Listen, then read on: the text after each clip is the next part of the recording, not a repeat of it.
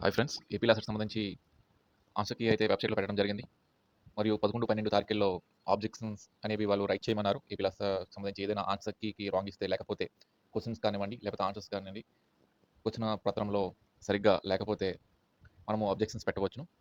మనము 3 years LLB course సంబంధించి చెప్తున్నాను. 3 ఇయర్స్ ఎల్ఎల్‌బీ కోర్స్‌లో దాదాపు 7 ప్రశ్నలు రాంగ్‌గా వచ్చాయి. కొన్ని ప్రశ్నలకి జవాబులు సరిగ్గా లేవు. కొన్ని ప్రశ్నలకి క్వెషన్ కంప్లీట్‌గా ఇవ్వలేదు.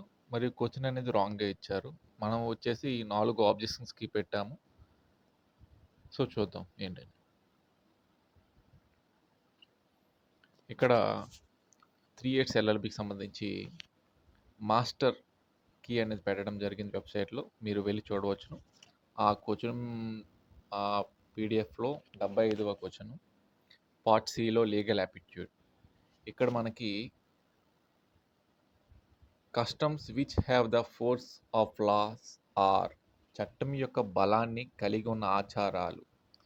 ఇక్కడ మనకి చట్టపరమైన ఆచారం మరియు సాంప్రదాయ ఆచారాన్ని ఇచ్చారు. కాకపోతే చట్టం అనేది ఇండియాలో కానివ్వండి ఎక్కడైనా అది చట్టము మరియు రాజ్యాంగ ఆచారాలపై నడుస్తది ఏదైనా.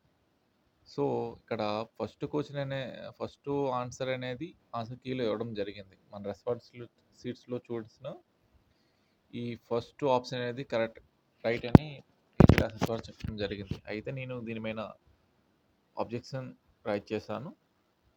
సో, మన ఆన్సర్ వచ్చేసి చట్టపరమైన ఆచారం మరియు రాజ్యాంగ ఆచారాలు. చట్టం యొక్క బలాన్ని కలిగి ఉన్న ఆచారాలు ఏవైతే ఉన్నాయో అవే చట్టపరమైన ఆచారం మరియు రాజ్యాంగ ఆచారాలు. సో, నేను అబ్జెక్షన్ అది పెట్టడం జరిగింది. ఇక మనం చూడాలి ఫైనల్ ఆన్సర్ కీలో. ఇక రెండవ అబ్జెక్షన్ వచ్చేసి 97వ క్వెషన్.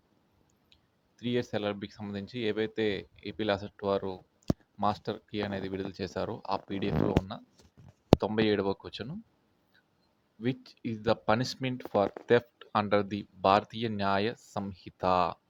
భారతీయ న్యాయ సంహిత ప్రకారం దొంగతనానికి శిక్ష ఏమిటి? ఇక్కడ క్వెషనే మనకి రాంగ్. ఎందుకంటే భారతీయ న్యాయ సంహిత అనేది ఇండియన్ పెనల్ కోడ్ ఏదైతే ఉందో 1860 ఆ యాక్టు ఇంకా మనకి లోక్‌సభ, రాజ్యసభలో పాస్ అయ్యి 2024 జూలై 1 నాటికి అది అమల్లోకి వస్తుంది.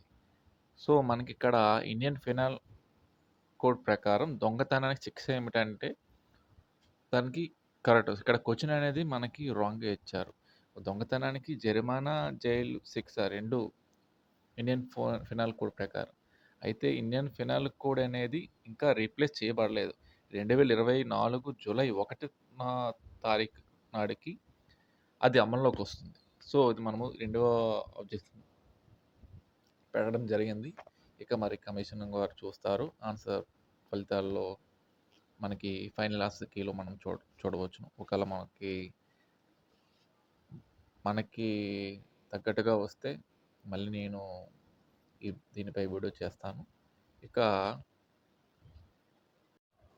ఇక కమిషన్ వారు రిలీజ్ చేసిన మాస్టర్ కీలో 3 ఇయర్స్ ఎల్ఎల్‌బీకి సంబంధించి 111వ question. Domestic violence stands best reasoned by. గృహహింస ఉత్తమంగా దేని మూలంగా హేతుబద్ధమైనది? ఇది నేను I am a political science student. So, నా నా వరకు వచ్చేసి నేను ఇది మనకి ఫెమినిస్ట్ థియరీకి దగ్గరగా ఉంటుంది. ఈ డొమెస్టిక్ వయలెన్స్ అనేది. సో, సంఘర్షణ సిద్ధాంతం కూడా చెప్తుంది. కాకపోతే సంఘర్షణ ఇక్కడ హేతుబద్ధని మీదగా ఇచ్చారు. సో, ఇక్కడ ఆన్సర్స్ ఇచ్చేవి రాంగ్ అని నా యొక్క ఉద్దేశం. సో, ఇక్కడ ఆన్సర్‌కని ఆబ్జెక్షన్ రైట్ చేశాను. ఆన్సర్ ప్లేస్‌లో ఫెమినిస్ట్ థియరీ అని వస్తది. కాన్ఫ్లిక్ట్ థియరీ కాకుండా. ఒకవేళ మీరు గూగుల్‌లో సెర్చ్ చేయండి. లేకపోతే ఏఐ గాని యూజ్ చేయండి. లేకపోతే బుక్స్ అయినా చూడండి. మీకు కూడా తెలుస్తుంది.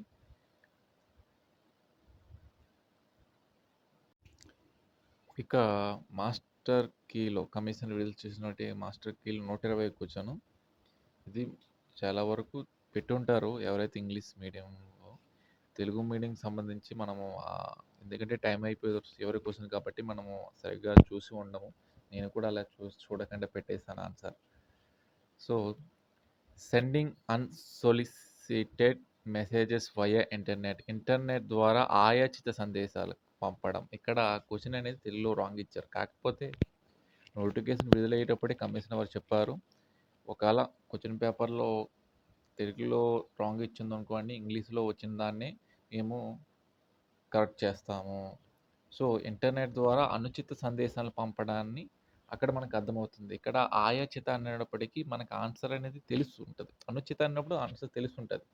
సో, ఇక్కడ ఇంటర్నెట్ ద్వారా ఆయాచిత సందేశాలు పంపడం, స్పామింగ్. అనుచిత అంటే స్పామింగ్. ఎందుకంటే జీమెయిల్‌కి గానివ్వండి, మన మొబైల్ మెసేజెస్ కానివ్వండి, స్పామ్ వస్తాయి మెసేజెస్. సో, ఇక్కడ దీని మీద కూడా నేను అబ్జెక్షన్ కీ అనేది పెట్టడం జరిగింది. చూద్దాం ఫైనల్ ఆన్సర్ కీలో. ఇక మాస్టర్ కీలో 58వ question. NITI Aayog is the new nomenclature for. NITI Aayog యొక్క కొత్త నామకరణం అని ఇచ్చారు. ఇక్కడ క్వశ్చనే రాంగ్ మనకి. ఎందుకంటే ప్రణాళిక సంఘం యొక్క కొత్త నామకరణం అంటే నీతి ఆయోగ్ అంటాం. అదే నీతి ఆయోగ్ నుంచి కొత్త నామకరణం అంటే అది కాదు. ఎందుకంటే నీతి ఆయోగ్ అని 2015 జనవరి 1 నుంచి పనిచేయడం మొదలుపెట్టింది. దీనిని ఆహ్, ప్రణాళిక సంఘం ఏదైతే ఉందో పంచవర్ష ప్రణాళికలు ఉన్నాయి కదా! దాని ప్లానింగ్ కమిషన్‌ని రీప్లేస్ చేశారు. దాన్ని రీప్లేస్ చేసి నీతి ఆయోగ్ 2015 జనవరి 1న దీనికి ప్రధానమంత్రి శాశ్వత అధ్యక్షులు. సో, ఇక్కడ మనకి ఆన్సర్ అనేది ప్రణాళిక సంఘం అని ఇచ్చారు. కాకపోతే ప్రణాళిక సంఘము ఇచ్చారంటే ఆ క్వెషన్ ఎట్లా ఉండదంటే నీతి ఆయోగ్ యొక్క పూర్వనామం ఏంటి అని అడగవచ్చు. సో, అప్పుడు ప్రణాళిక సంఘం అని పెడతారు. కాకపోతే ఇక్కడ నీతి ఆయోగ్ యొక్క కొత్త నామకరణం అడిగారు. సో, చాలామంది నేను కూడా అడ్మినిస్ట్రేటివ్ రిఫార్మ్ కమిషన్ అని పెట్టాను. సో, దీనిపై నేను ఫస్ట్ అబ్జెక్షన్ దీని మీదనే పెట్టాను. చూడాలి ఫైనల్ ఫలితాల్లో. Thank you.